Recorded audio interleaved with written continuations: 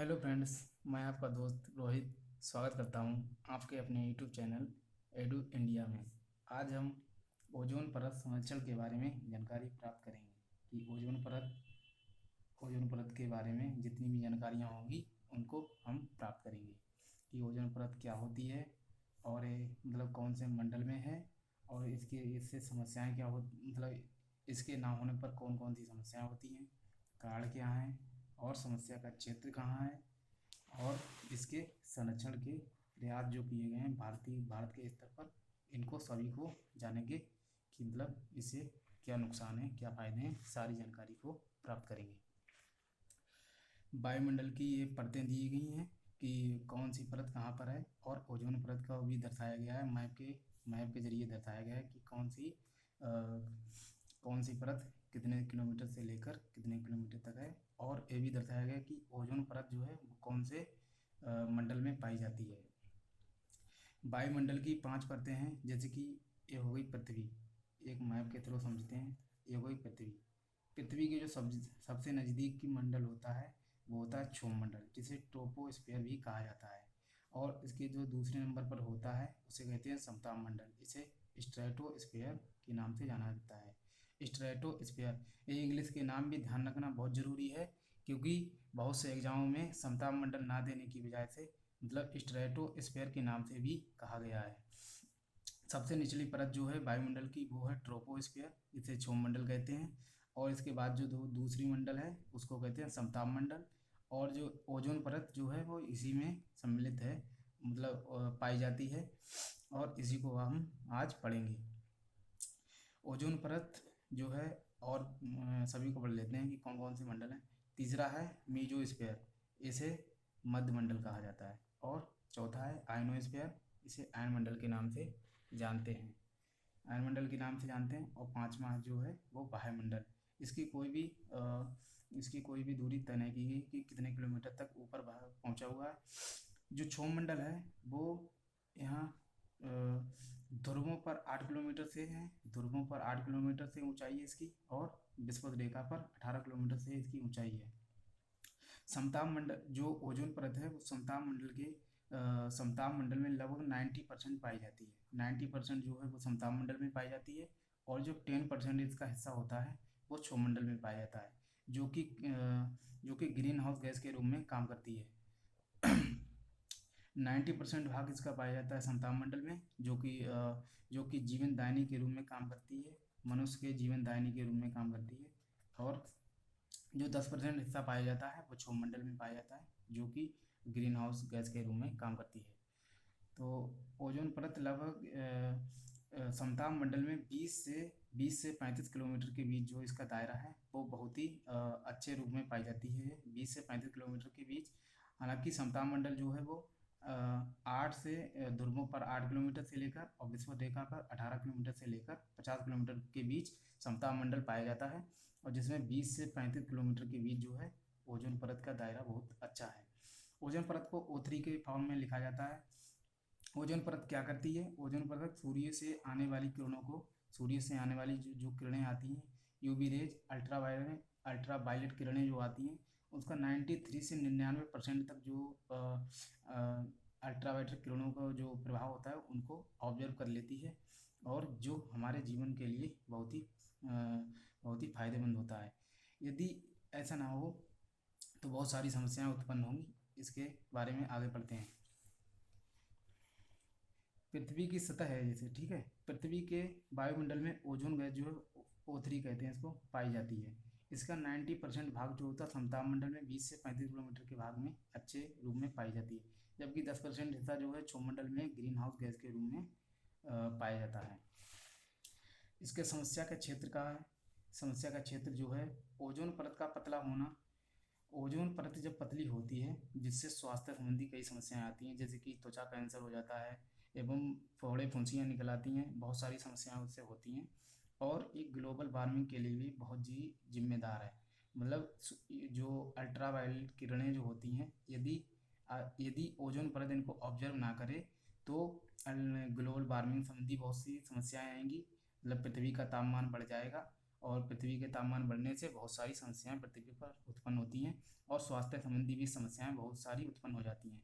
स्वास्थ्य जैसे मनुष्य को बहुत सारी समस्याएं होती हैं, ये जानवरों को भी इसका नुकसान भुगतना पड़ता है।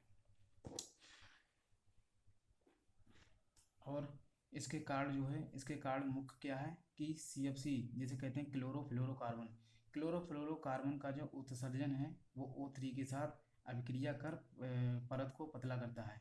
जिसे O3 होती है, O3 O2 प्लस O के फॉर्म में होती है। O3 जो होती है, O3 को कहते हैं ओजोन। O3 जो होती है मतलब ओजोन को O2 प्लस O के फॉर्म में लिखा जाता है। O2 जो CFC है, क्लोरोफ्लोरोकार्बन है, ये O2 को O से मिलने नहीं देती है, जिसके कारण जो है ओजोन नहीं बन पाती है और ये मतलब धीरे धीरे इसको पतला कर रही है। इसलिए जो है CFC पर बैन मतलब लगाने सरकार जो है बहुत सारे प्रयास करती है, जिससे कि CFC का उत्सर्जन बहुत तेज़ी से हो रहा है। इसके लिए बहुत सारे प्रयास किए जाते हैं। समस्या का क्षेत्र कहाँ है? ओजोन का सबसे पतला हिस्सा दक्षिणी ध्रुव अंटार्कटिका के ऊपर पाया गया था। ओजोन परत का सबसे पतला हिस्सा जो था दक्षिणी ध्रुव नॉर्थ पोल पर, जो साउथ पोल पर, जैसे ये साउथ पोल हो गया, ये हो गया नॉर्थ पोल, ठीक है, ये साउथ पोल पर पाया गया था अंटार्कटिका के ऊपर। इसका जिसका पता सर्वप्रथम ब्रिटेन की टीम ने लगाया था। ब्रिटेन की जो टीम थी, ब्रिटेन के जो GMB डॉप्सन नाम था उनका शायद, उन्होंने पता लगाया था। ब्रिटेन के वो मतलब टीम के मुखिया थे, उन्होंने पता लगाया था। यहाँ पर एक नोट लिखा गया है जो कि इम्पोर्टेंट है। CFC की जगह HCFC का प्रयोग, CFC की जगह HCFC का प्रयोग करना बहुत ही उचित होता है। HCFC मतलब हाइड्रोक्लोरोफ्लोरोकार्बन कहा जाता है HCFC को। इसके संरक्षण के बहुत ही सारे प्रयास किए जाते हैं। इसके संरक्षण के प्रयास के बारे में जानते हैं।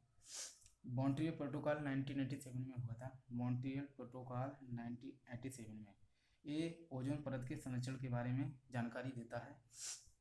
ओजोन परत के संबंध में सबसे महत्वपूर्ण सम्मेलन था, ये कनाडा में हुआ था, 1997 में हुआ था।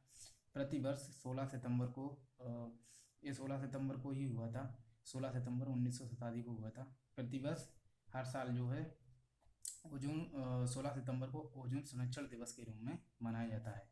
ये 1994 से मनाया जाता है। 1987 में हुआ था और 1994 से लगातार जो है प्रतिवर्ष मनाया जाता है, पूरे विश्व के द्वारा मनाया जाता है।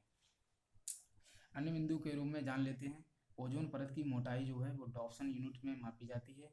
आपको बताया था मैंने कि GMB डॉप्सन जो थे उन्होंने इसका पता लगाया था कि ओजोन परत कहाँ पर पतली हो रही है, इसलिए जो है डॉप्सन यूनिट के नाम से इसकी इकाई को मतलब इकाई जो है वो डॉप्सन यूनिट है, उसके द्वारा जो है ओजोन परत को मापा जाता है, इसकी मोटाई को।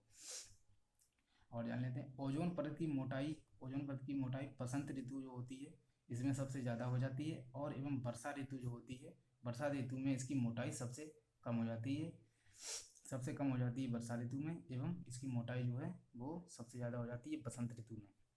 CFC गैस को उत्पन्न करने वाले कारक जो हैं उनको पढ़ लेते हैं।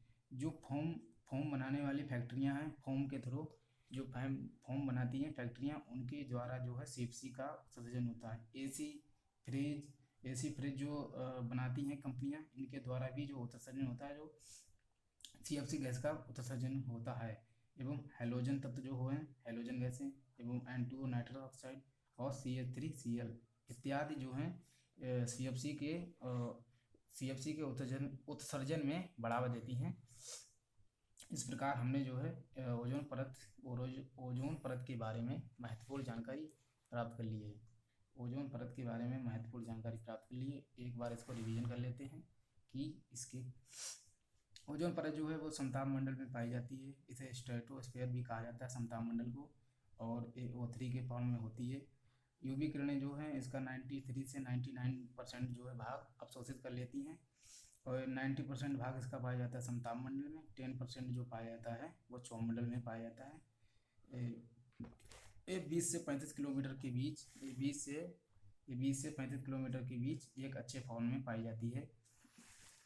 और समस्या इससे होती है कि इसके पतले होने से स्वास्थ्य एवं ग्लोबल वार्मिंग जैसी समस्याओं का सामना करना पड़ता है। कार्य इसका मुख्य है कि क्लोरोफ्लोरोकार्बन के कारण O3 के साथ अभिक्रिया कर परत को पतला करता है।